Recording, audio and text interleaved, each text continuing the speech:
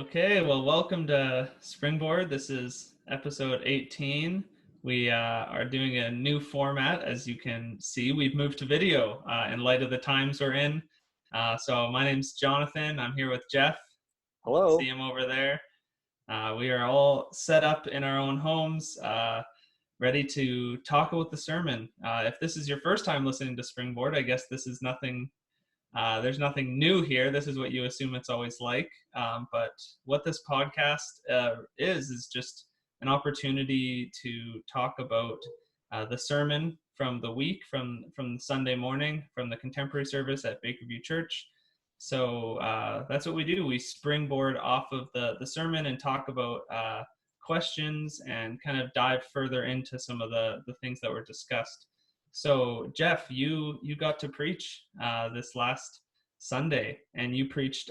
We're in a Living Water series in the Gospel of John, and you preached in John 10, the first verse to 21, and your theme was "Are you lost?"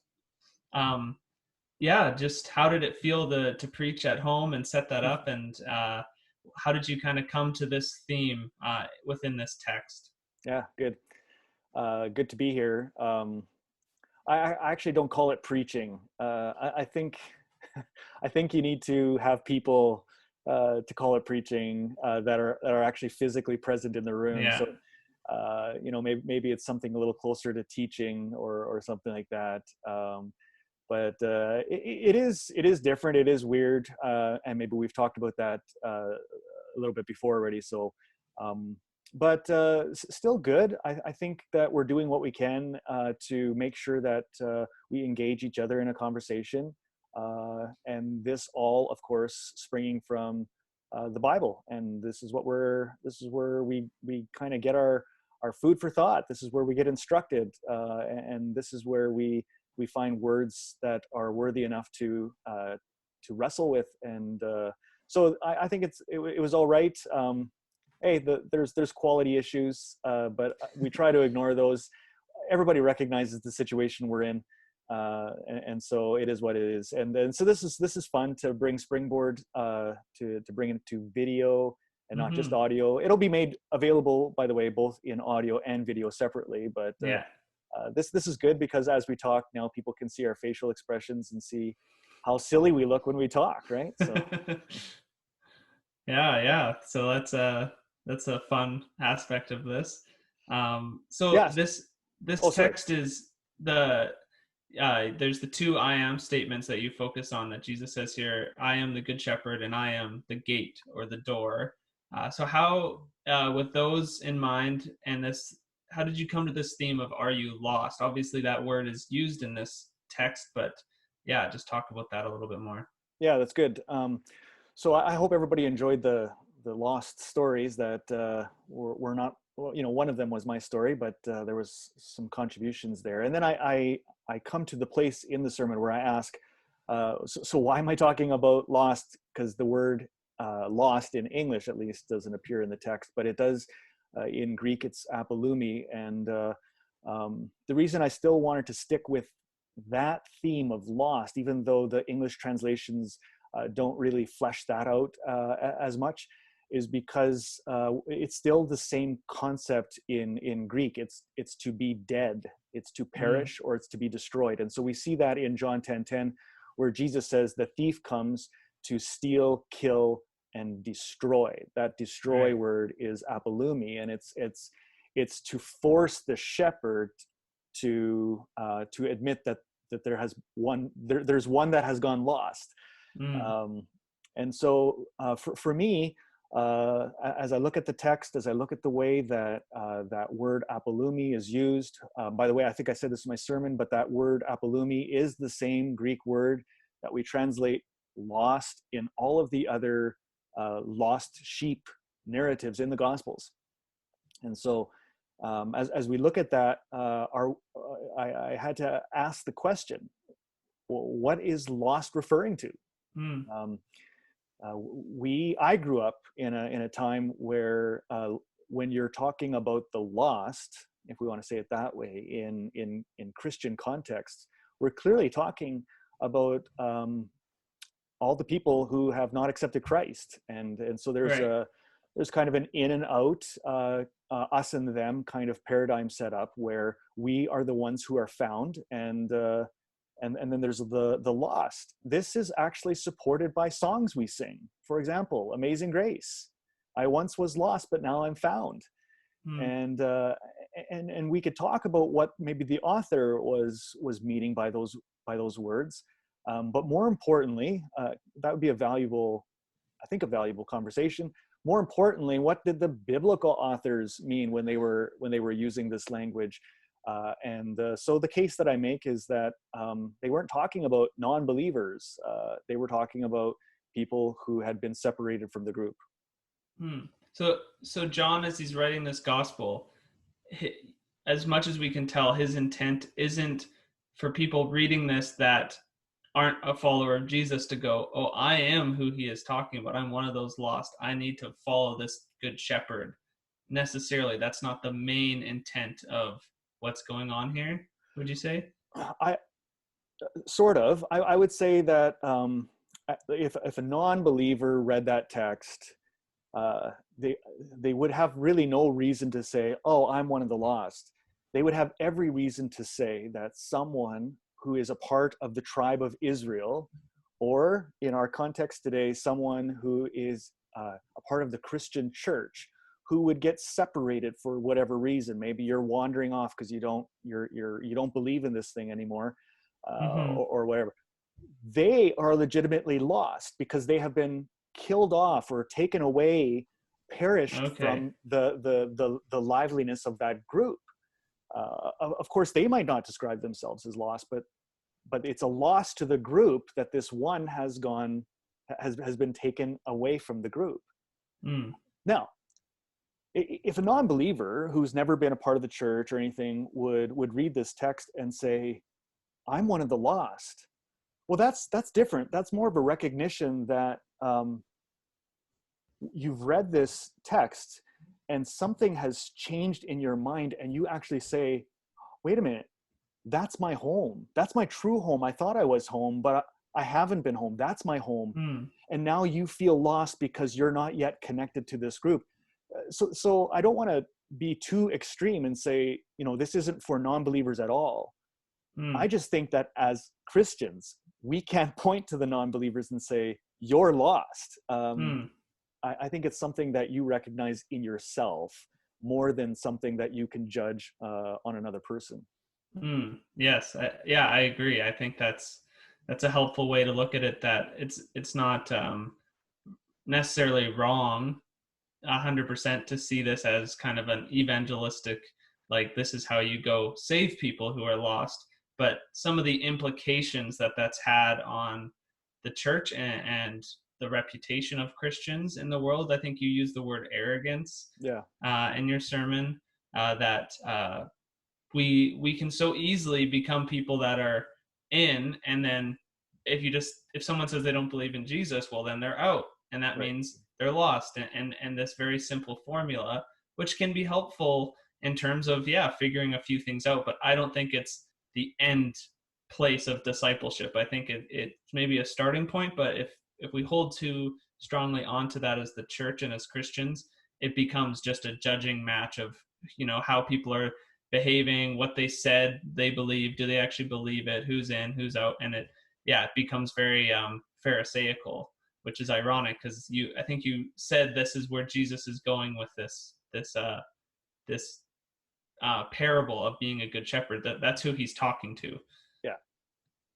No, I agree. And maybe furthermore, what this shouldn't do, or this clarification of what the lost uh, actually is in the New Testament narratives, what it shouldn't do is it shouldn't discourage us from reaching out to non-believers and telling Mm. them about Jesus. Mm. What it should discourage us to do is to go around and label everyone else as Yeah. lost. That's what I was really trying to get at. Mm-hmm. But I'm not discouraging sharing God's love with people who don't know God through Jesus the way that we do. I think that should be liberally shared, appropriately where you can. I'm trying to Mm. I'm trying to get at the labeling, the unhealthy kinds of ways that we categorize people. Yeah. And if anything, that's just a terrible way of entering those kind of conversations. Yeah, because it often doesn't work, or if it does work, people don't always understand what they've gotten themselves into. Yeah, And exactly. I think what you're saying, allowing us just to love other people and get to know them and hear their story. Everyone feels lost in some capacity. So I think if you can hear that from someone, and maybe people deny that in their life, but as you start to hear that there's cracks in someone's story and life, as there is in everyone's, I think that can begin those conversations, rather than telling someone they have cracks in their life. Yeah. I think is exactly right. So we could go into that further, but I just think that that was a helpful differentiation you had there. I want to focus a little bit on then, um, this idea of Jesus being the good shepherd, and talking about leadership, and being uh, shepherds and people who care for others in our own lives. But first, what does it mean that Jesus is the good shepherd? How does that actually play out in our lives as followers of Jesus? This could go a number of different directions. One of the things that I made sure that I noted of, textually anyway, was that Jesus is really doing a couple of things by saying it the way he is. Firstly, what he's doing is he is reminding all of the religious leaders that happen to be listening to him at the time, Mm-hmm. that God judges the bad shepherds. And so it's connected to a judgment text in Ezekiel 34, where God says, look, I really disapprove of the shepherds that have been put in charge of my flock. They are doing everything in a selfish way just to feed themselves. I'm dismissing them, and I'm going to be the shepherd over my people. And so when Jesus says, I am the good shepherd, he's literally saying, remember when God said that in Ezekiel 34, I'm actually that God. Mm. I'm that person. And so that's kind of cool connection. The other thing that he's saying here is, by using that term, or that phrase, ego eimi in Greek, which is translated I am, all in capital letters, it reminds us that Jesus is also referring to himself as the God of Moses, who appeared Mm. at the burning bush. And so he brings all of that attention to himself and says that he is the good shepherd. And we instantly, I think we come up with that word shepherd in our brains, and we instantly apply it to however we understand a shepherd. If you think that shepherds go around just cleaning up shepherd or sheep poop all day long, Kind of then policing sheep just all day. Yeah. yeah, I mean, so what does shepherd bring up in your life, that the images that you have of what a shepherd does? But fortunately for us, Jesus doesn't just say, I'm the good shepherd, and then he Right. moves on. He actually explains what a good shepherd is. Mm. And in this context, it's all about two things, really. And I didn't explain this much in detail in my sermon, but two things are at least major things are going on in this text. Jesus says, I'm the good shepherd because I provide for my sheep, and Mm. I am the good shepherd because I protect my sheep. And so the provision is that piece where he is the door, and he's allowing the sheep to go in and out. That's into the pen and out to pasture where they can graze. And so Mm. he's providing basically day in and day out kinds of things that the sheep need. And then secondly, of course, he stands as the protector of the sheep. And so he mentions the thief, he mentions the wolf, or the beast, who are looking to destroy. That's that lost word. Mm-hmm. Um, but he says, as the good shepherd, he has come to bring life. And then I love that little tag phrase, life to the full, or Yeah. abundant life, that some texts say. That's John 10:10. Mm-hmm. So I think Jesus doesn't just leave us to our own imaginations of what a good shepherd is. I think he is actually explaining it in detail. A good shepherd provides and protects. Hmm. That's good. So it's rooted in cultural, ancient cultural, Near Eastern history, Mhm. as you're talking about, and it's connected to the Hebrew Bible, and Ezekiel, and so it's quite a controversial thing he's saying. We hear it today, and it's comforting, I think, to most people to go, oh, he's watching over us, he's providing, especially in days like this where uncertainty is at the front of our minds. But that's not necessarily how everybody heard it when he first came on the scene and said this, that he was actually uprooting and dismantling some things religiously within the first century Judaism, which I think we can forget. Sometimes we go straight to this Jesus who we know and that we want, which is true. But I just think it can be helpful to see those pieces. So that's Yeah. good. Yeah. Yeah. So with that in mind, I think we can apply this text in a lot of ways, and you talked about some in your sermon. Um, we can see ourselves as the sheep, as the lost, and in some ways we shepherd people in our own lives, not putting us on the pedestal and saying we are Jesus and we Hmm. shepherd people like he does, but we try to. We in some way we all care for someone, look after, provide, have provision for other people, whether you're a parent, a boss, a pastor, a sibling, like with almost any situation you can think of, in some way, we all play that role of shepherd. And you talked about some of the risks in your sermon of being someone who does that, who cares for other people. And I wanted to talk about that a little bit more. What are some of these risks? And I think risks that we could say Jesus is taking by being our good shepherd, but what are some of the risks we are taking as people who are called as followers of Jesus to care for other people, to provide, to lead others as well? What are some of those risks that might come in the face of that? Yeah, I talked about the risk in terms of maybe some of the vulnerability that leaders have to take Mm, because you're putting yourself out there. And so I talked a little bit just to mention about the risk of rejection. And just because you think that you might have something to offer someone in terms of leading them, providing for them, or protecting mm-hmm. them, as we've mentioned, doesn't mean that they see you as that. And it's awful when you kind of put yourself out there and people just shrug it off, going, "Yeah, whatever. I Yeah. actually I don't see you like playing that role in my life, so I don't need you for that." And this is the thing with parents too. When you first have children, all of you parents out there who have toddlers and just little kids or whatever, I mean, your kids desperately need you, like around every corner, to eat and to sleep and to bathe and to go to the bathroom and all that kind of stuff. They need you for every Mm-hmm. moment, and you actually can't wait until they don't need you so much. And then and then just a twinkling of an eye later, and all of a sudden they don't need you at all. and and even you as a parent, you have all of this provision and protection for them, and they don't want it. Yeah. And it can even feel that they don't intend this, but or at least sometimes they don't intend it, but they stomp on your vulnerability even as a parent. And Mm, so if you want to take that kind of image of vulnerability, anybody who risks uh, doing something for someone, providing or protecting or anything to mm. lead, you're always risking someone saying, "Nah, I don't Yeah. actually need that from you."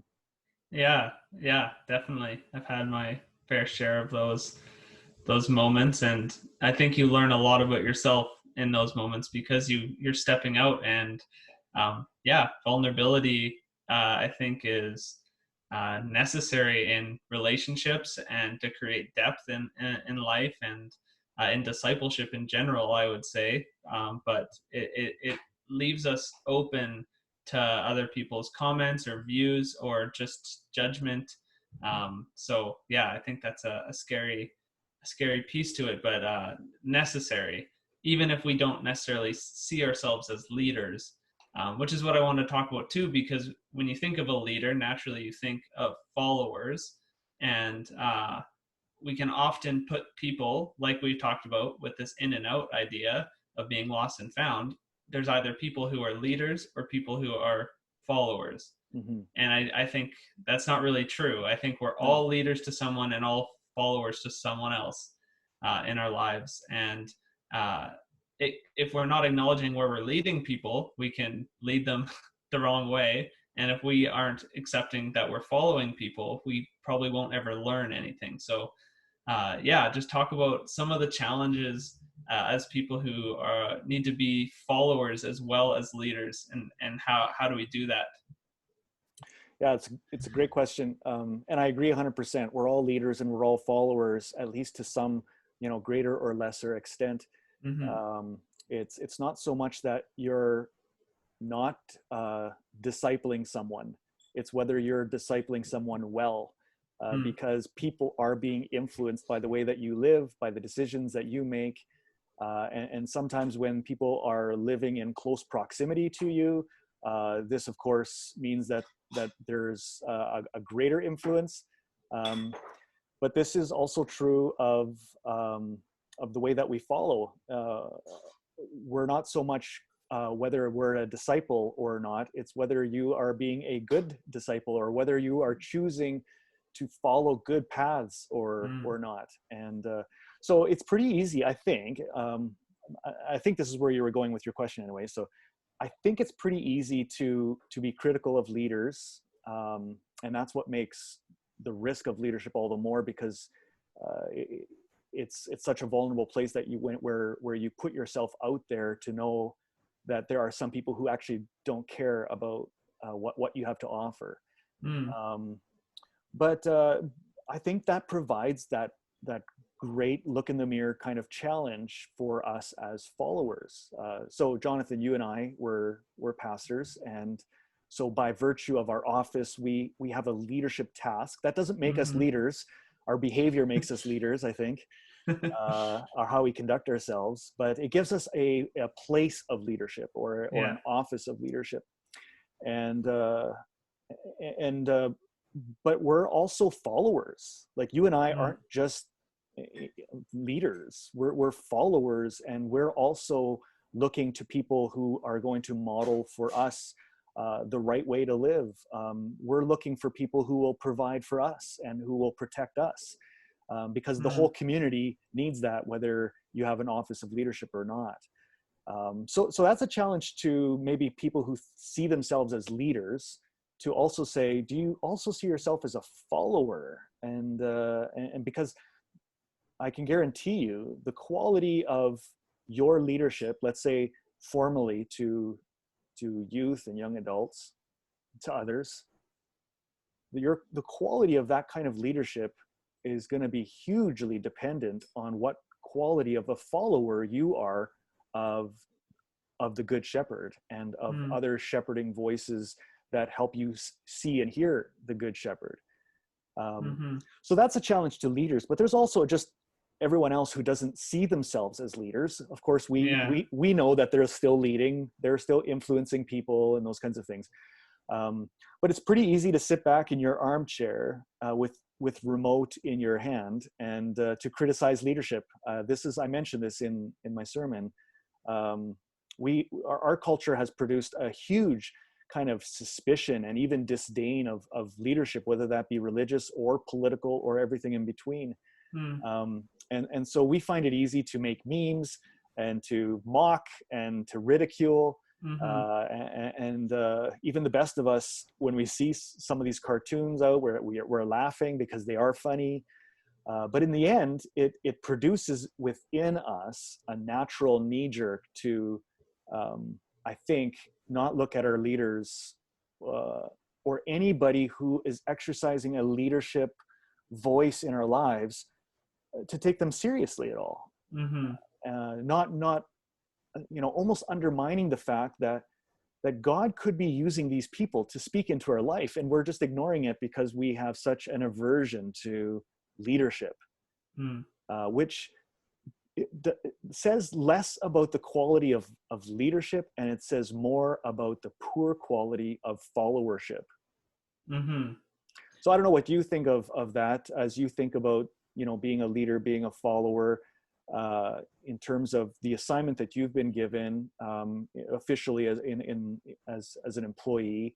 of Bakerview, or even just in everyday life, as because you've got friends, you've got family, and family speaks and into each other's lives, and so these dynamics aren't just formal; they're informal. They happen all the time. What do you think about followership?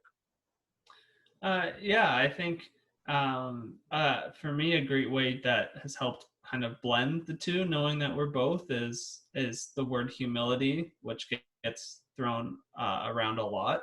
But I think it's really helpful with leadership because humility is massive as a follower because you are acknowledging that you need a leader. Whether it's by choice or not, as a kid, you don't have to be humble. You have your parent there; they're there. Right. But humility is the ability to realize that you're better off with their leadership and listen, and so listening to them and taking advice and all those things. And then as a leader, um, I think what you're talking about with leadership in our and authority in our world kind of being destroyed or taken down, that there's this kind of anti-authoritarian um, air that people breathe, that they just want to take down authority. A lot of that has come from a leader like this, our culture of leadership being people who are the most confident, assertive, powerful people, and not the most humble, gentle, good shepherd like people. Um, and so that doesn't mean that we can act in the way that you see a lot of people overly criticizing and making fun of leaders, but just this idea that Jesus, it reminds me of Jesus' profound servant leadership and how he lived his life is so countercultural and is so profound. And I think if it can permeate through into organizations and into families and into churches, I hope it's in churches, but this idea of being a servant leader and the humility that comes with that, I think is a great place to start the conversation. To be God and to wash people's feet, I think, is something we should not think about quickly. Like, take some time to really let that sink in and Yeah. see how that changes how we lead and how we follow. Yeah. Just as a maybe a practical kind of insight into Bakerview life, as you have now been with us, what, 8 months, I nine think so. months? Yeah. I think it's 8 full months going into the ninth. Yeah. Okay. Uh, maybe that's too risky, but how have you seen leadership and followership at Bakerview? Has your experience been kind of positive, negative, neutral? Yeah. I Some, can air out my grievances on here. No, it's been good. I can say for my position, youth and young adults didn't have a formal full-time paid leader, right. so that dynamic is going to feel different. And I think Bakerview's youth group for the last number of years has kind of had different leaders, and for the last little year and so before I came, there was no leader. It was kind of run by committee. um, so there has been a welcoming of someone to Mm. kind of be the unified single leader in both of those regards. So it's the bar was pretty low in a sense of just that I'm full time and that's my position and my career is going to be in leading youth and young adults here, and putting that much time and effort into it just made it a pretty easy bar to fill, and just like, okay, we have a consistent leader. So that's nice. Again, that was not a Yeah. hard transition. Now it's just starting to yeah, slowly build a culture. And I think people who haven't been led like by a consistent leader all the time, it can be something to get used to. And so, like, I've noticed at Bakerview in general, I think the family feel that especially the contemporary service has, and that comes into the youth and young adults, is awesome. And there's a lot of people that have been around Bakerview for a long time, and that's not uncommon in Mennonite Brethren churches. But I've noticed, in a good and bad way, that when new people come in, it does disrupt that. because naturally it just will. If you haven't grown up at Bakerview and you're new and you're in leadership all of a sudden, like you have been and for the last couple of years and I have now, it's going to disrupt some of the culture and ways things have been done. And I think bringing more people in that weren't a part of this church for a long time, the more that that's happened with young adults and youth, the more it's disrupted that for, I think, for the better, trying to just remind people like, hey, let's move, let's do new things, let's try different things, let's Yeah, grow that. Well, obviously doing that with humility and grace, that I don't sure. want to be a leader that's coming and saying my way or the highway. But yeah, so I think those have been some of the fun challenges of trying to figure out as each month goes. And now in this section we're in, we've been completely disrupted. So allows for even more opportunity to try new things and set a different culture and try to grow together as a new community with different people coming into it. So That's a great perspective to see something that ultimately should be described as tragic um, and severe and unwelcome. You know, like this has been a difficult time, but to view it with eyes of opportunity and to mm, say, you know, what might God be up to in our midst, even within this time of struggling to know what to do with ourselves and those kinds of things. Um, I resonate 100% with the idea of things being disrupted uh, as both a good and a bad thing. We try to build our culture, right? We work so hard at mission and values, and as soon as we have those in place and we have everyone convinced that these are our values, all it takes is one or two people who come in with a slightly different opinion, and all of a sudden we have to readjust those values. And that's, I think, in my opinion, that's a both a bad and a good thing, because mm, it's bad because you know, you've just established something, and now someone's coming in and you have to readjust everything because this new person or this new group of people who've entered the fold, so to speak. mm-hmm, And any church that has existed for a long time and has been doing things the same way for a long time will feel that when a few new families come and things get mixed up and new decisions are made, and it can feel so like you're stripping your history away, really. mm, And so I think that's partly what Bakerview is going through, is there's such a demand for newness, for new wine, but maybe not necessarily a recognition that that new wine really does need new wine skins. right, And so whenever you do something new, it really actually hurts a little bit because we're taking away history, which mm, can be bad. But this is good. Ultimately, this is good because mm-hmm, if the values always stay 100% the same, we're really meaning that no one else is welcome unless yeah, you assimilate 100%. You become us instead of us becoming something greater because you're here, kind of thing.